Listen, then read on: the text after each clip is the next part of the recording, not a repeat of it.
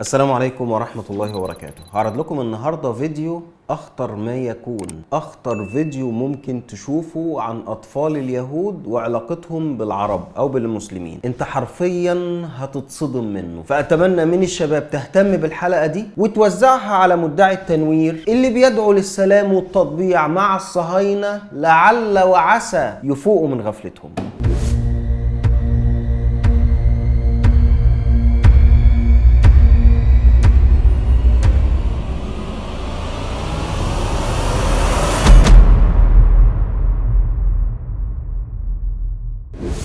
لو مهتم بمحتوى القناة اعمل اشتراك وفعل الجرس واكتب تعليق لو عندك، ولو عايز تدعمنا رابط الباتريون والباي بال اسفل الفيديو. لما نتكلم عن النفاق والخداع ونقض العهد فلن تجد مثالا يضرب افضل من الصهاينة. بكل ما تعنيه الكلمة الصهاينة افضل مثال يضرب للازدواجية، اكتر مثال يمدوا ايديهم بالسلام ويخونوا العهد من الناحية التانية. عشان كده اللي بتشوفوه من تصريحاتهم، وبالاخص المتحدث باسم الجيش الصهيوني اللي عامل صفحة، وللأسف أغلب اللي بيتابعوه مسلمين، وده خطأ كبير جدا جدا مننا للأسف. وأنا أتمنى من كل مسلم يخرج من صفحته، لأن ده نوع من أنواع التطبيع معاهم. فرجاء رجاء رجاء اخرجوا من صفحته. اللي هعرضه النهاردة فيديو إنتاج عبري بيفهمنا الناس دي بتفكر إزاي. اللي هتناوله النهاردة مثال فقط لأطفالهم. شوفوا بس أطفالهم بيفكروا ازاي. هنشوف من داخل متحف اسلحة صهيوني اسمه ياد لاشرعون، وهم بيسألوا الاطفال انتوا نفسكوا في ايه؟ بيسألوا اطفال نفسكوا تقتلوا مين؟ تعالوا نسمع الفيديو اللي انا بعتبره من اخطر الفيديوهات اللي عرضتها في القناة، واتمنى بجد الكل ينشره. تعالوا نشوف الفيديو.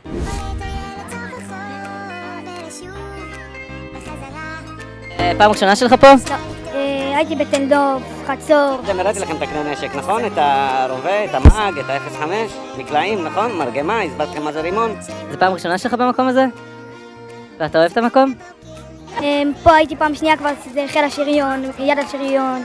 חיל הים הייתי באשדוד. מצודת יואב, מורשת של חיל גבעתי. מה, כשאתה לוקח רימון ביד, איך מפעילים אותו? אתה פותח את הפקק ואז זורק אותו. את המצרה, ואז אתה זורק אותו לעבר האויב. ומה הבעיה? בצבא בחיל גבעתי, בעורב. הוא היה בגבעתי. כן. ומה אתה רוצה להיות? גם, להמשיך אותו. אני חושבת שאני אהיה חיילת קרבית. כן? שריון. אז אתה רוצה להיות תותחן שתהיה גדול? אתה רוצה להיות בתותחנים? כן. ואיפה אתה רוצה להיות? בחיל האוויר, שיורד טילים מהאוויר. כשאתם נמצאים על הטנק, אתם מדמיינים משהו? הם כאילו במלחמה ויורים על הטנק ומנסים לפגוע בי. מה דמיינת? שאני הורגת אנשים. הם סורים והם לובשים מדים בצבע חום ירוק. ערבים. אני מדמיין שכל פעם אני רואה מולי ערבי מת, זה ממש שמח אותי כבר יותר. ומה אתה מדמיין שאתה נמצא על טנק? כלום! ערבים שרוצים אחריי, שרוצים להרוג אותי. באת לטנק, יורה בכולם, טק טק טק טק, הורגת את כולם? איך הרגש? הרגשתי מאושרת. איפה בצבא היית רוצה לשרת? בצפון, בשטחים, בעזה, ביהודה ושומרון? לבנון, הייתי הכי רוצה בלבנון. איפה היית רוצה להילחם? בעזה. אבל עכשיו החזרנו את לבנון, אז אין לנו מלחמה בלבנון. לא נורא, נחזיר אותם לשם עוד פעם. אתה מקווה שעד שאתה תהיה חייל, תהיה לנו מלחמה כבר עם לבנון עוד פעם? כן. מה נראה לך הנשק שאיתו אפשר להרוג הכי הרבה? המרכבה סימן 4. זה טנק תוצרת הארץ קודם כל, אחד הטנקים הטובים בעולם. יצא כולה לפני שנתיים. וכמה אנשים אתה חושב שאתה תצליח להרוג שתהיה חייל? 85. ואתה רוצה להיות בצבא שתהיה גדול? לא רוצה להיות. למה אתה לא רוצה להיות? שלא יראו בי. ואתה חושב שבצבא מסוכן שזה יכול לקרות? ולא מפחיד אותך להילחם בעזה שזה הכל סמטאות קטנות? לא. לא מפחיד. כי אם יראו בי יש לי חברים שיעזרו לי.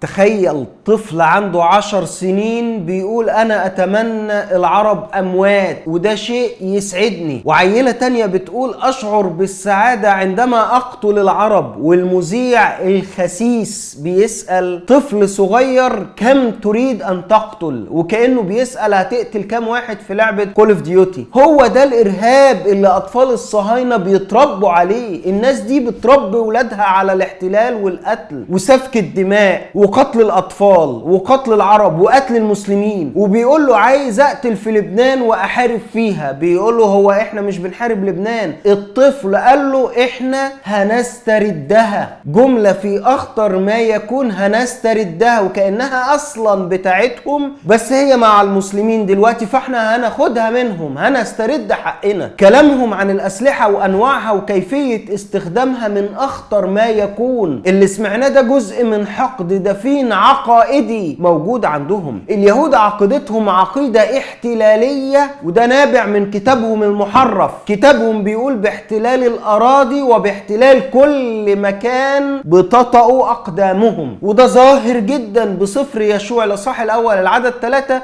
وده مؤمن بيه كل اليهود ما عدا السامريين وهم طائفة 500 واحد كلهم على بعض في العالم. فبيقول النص موسى عبدي قد مات، فالآن قم اعبر هذا الأردن أنت وكل هذا الشعب إلى الأرض التي أنا معطيها لهم لبني إسرائيل. كل موضع تدوسه بطون أقدامكم لكم أعطيه. فهم بيعتقدوا إن الأرض اللي بيتحط فيها رجلهم دي بتاعتهم. ولذلك اليهود لما راحوا الإمارات وفنادق الإمارات كانوا بيسرقوا الفوط والأجهزة وهم ماشيين. ليه؟ لأن ده بالنسبة لهم شيء عادي، ده حلال، دي حاجتهم، مش السرقة. راحوا خدوها ومشيوا بيها عادي جدا. ومش السرقة بس اللي في دمهم، لا، حتى بالنسبة لقتل الأطفال والنساء ده في عقيدتهم وفي كتابهم المحرف. في سفر حزقيال اللي مؤمن بيه اليهود الإصحاح 9 الأعداد من 5 ل7 بيقول وقال لأولئك في سمعي اعبروا في المدينة وراءه واضربوا، لا تشفق أعينكم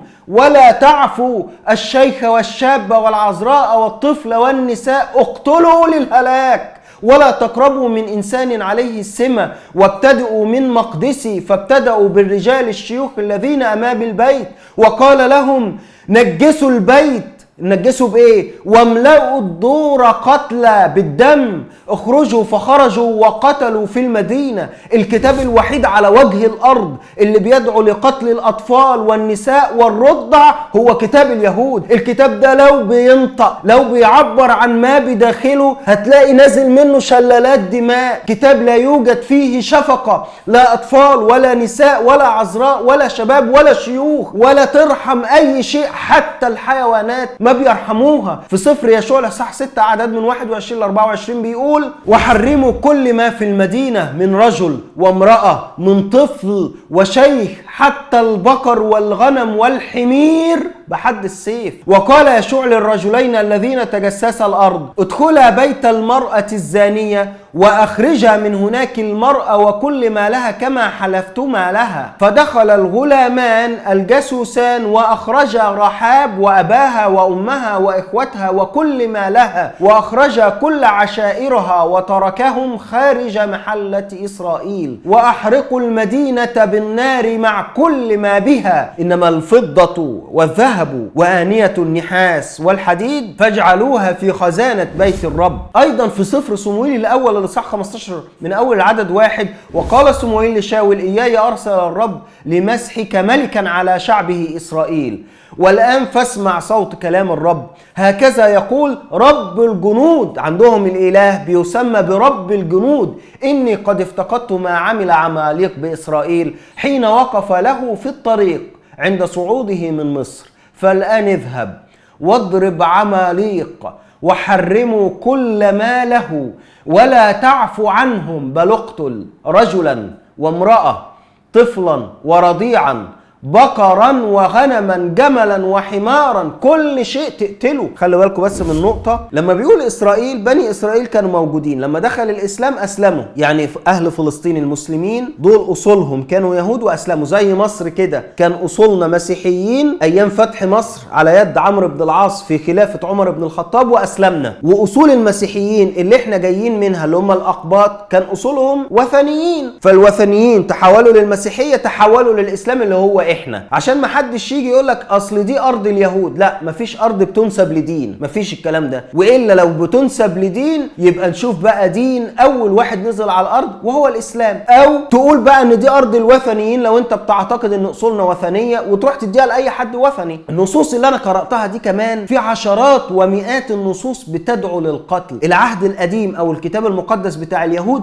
هو اكتر كتاب بيأمر بالقتل والدمار والحرق وسفك الدماء والارهاب، وللاسف بيؤمن بالنصارى. مفيش كتاب ذكر فيه كلمه السيف الا كتاب اليهود، مفيش كتاب بصريح العباره بيقول اقتلوا الاطفال والحيوانات بتاعه العدو اللي تدخل له الا كتاب اليهود. كل انواع الارهاب موجوده في كتب اليهود، وده اعتقاد الغرب على فكره، يعني اعتقاد الغرب مؤمن برضه بكتاب اليهود، سواء نصارى او يهود كلهم مؤمنين بهذا الكتاب. لكن ما علينا نرجع تاني لليهود، محدش يفتكر ان هيحصل معاهم سلام. اديكم شايفين اطفالهم بيفكروا ازاي. في اعتقاد اليهود ان الطفل الصغير ده هو اللي هيبقى رئيس وزراء بعد كده، ولا وزير داخليه، ولا رئيس موساد، ولا اي حاجه. كل هدفهم تربيه اطفالهم على قتل العرب ومبسوطين بده. لو احنا عملنا مثال مثلا مقارنه ما بين اطفال اليهود واطفال المسلمين في فلسطين المحتله، لو سالت اطفال غزه او فلسطين انتوا عايزين تقتلوا العالم كله وتعيشوا، هيقولوا لا، هيقولوا احنا قضيتنا اننا نعيش في ارضنا ونصد العدو الصهيوني اللي بيقتلنا بقاله سنين. دي طموحات مشروعه جدا لطفل في السن ده شاف اللي حصل من الصهاينه وهم بيقتلوا الاطفال والنساء والشيوخ، ويتصل يقول له هنهد البيت عليكم. العكس تماما عند اطفال اليهود اللي شايفين ان حتى الدول اللي مفيش معاهم حروب هيجي يوم ويستردوها، باللفظ قالوا كده. איפה בצבא היית רוצה לשרת? בצפון, בשטחים, בעזה, ביהודה ושומרון? לבנון, הייתי הכי רוצה בלבנון. אבל עכשיו החזרנו את לבנון, אז אין לנו מלחמה בלבנון. לא נורא, נחזיר אותם לשם עוד פעם. אתה מקווה שעד שאתה תהיה חייל, תהיה לנו מלחמה כבר עם לבנון עוד פעם. כן.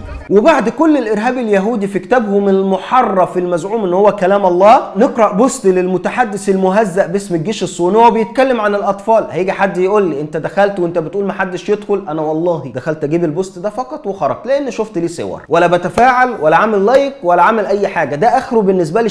فانا دخلت جبت الكلام ده من صفحته عشان بس اثبت نفاقهم وكذبهم، وانا بدعو الناس كلها انها تعمل انفولو او ان لايك وتخرج من الصفحه دي. هذا السفيه بيقول على صفحته انظروا الى وجوه هؤلاء الاطفال. الدين الاسلامي دعا الى التعليم والقراءه والكتابه، وانت دينك يا صهيوني بيدعو الى قتل الاطفال والرضع وقتل الحيوانات والنساء والشيوخ. ما علينا. وبعد كده بيقول هل باستثناء الكراهيه تمكنت هذه الشبكه الدعائيه من تحقيق وعودها بحياه أفضل لهؤلاء الأطفال؟ أليس من الحري بأطفال بهذه الأعمار أن يلعبوا كرة قدم بدلا من التدرب على الأنشطة الإرهابية؟ أمال أنت بتعمل إيه؟ أنت بتعمل إيه؟ بتعمل إيه بالعيال الصغيرة؟ ده إحنا جايبين لكم فيديو بيقولوا عايزين نقتل المسلمين، يا كذاب. أنتوا في إيه؟ أنا مش لاقي لفظ أعبر بيه عن اللي جوايا، يعني مش لاقي لفظ محترم. أنت واحد بتدعم، مش بتدعم، لا انت واحد شايف ان احنا بنربي اطفالنا على الارهاب وعلى قتل الاطفال المسلمين وعلى قتل النساء والشيوخ، وكتابك المحرف يا سفيه بيقول كده. جاي بتتكلم عن طفل ماسك مسدس لعبه ولا سلاح لعبه، وبتتكلم عن التجاره بالاطفال. امال انتوا بتعملوا ايه؟ تجاره انجليش؟ كل ده هري بسبب اطفال اللابسين لبس الجيش بتاعهم او المقاومه. دي الصور اللي عرضها هذا السفيه الصهيوني، اطفال لابسين لبس او ملابس المقاومه، بس عمل الفيلم ده كله. امال انتوا كلامكم مع اليهود العيال الصغيره بايه ده؟ ده اسمه ايه ده؟ انا مش في وضع دفاع اقعد اقول لك اصل احنا بنربي العيال الصغيره، نفسك تطلع ايه دكتور، نفسك تطلع ايه ضابط، فبنلبسهم اللبس. انا في حل اصلا ان انا اقعد اقول لك انا نفسي افهم يا سفيه يا كذاب يا ارهابي، انت بتربي عيالك على ايه؟ اطلع وريني كده عيالك وهم بيقول احنا اتربينا ان احنا بنحب فلسطين مثلا، او بنحب المسلمين، او بنحب العرب. حتى الدول اللي رحتوا طبعتوا معاها بتتشتم جوه اراضي فلسطين المحتله على ايدين عيالكم الصغيره. انا عندي تعليقات كتيره جدا في الموضوع ده بس انا مش هقولها، لكن انا حابب ان الحلقه دي تبقى اولا صغيره، واتمنى انكم تنشروا الحلقه دي في اي مكان تقدروا تنشروه فيها بجد. انا خلص تعليقي. لو مهتم بمحتوى القناه اعمل اشتراك وفعل الجرس عشان يوصلك اي جديد، واكتب تعليق لو عندك سلبي او ايجابي، يعني لو في شتيمه هشيله، لو في رد علمي هرد عليه، ولو عايز تدعمنا رابط البتريون اسفل الفيديو وجنبه الباي بال. اشوفكم على خير والسلام عليكم ورحمه الله وبركاته.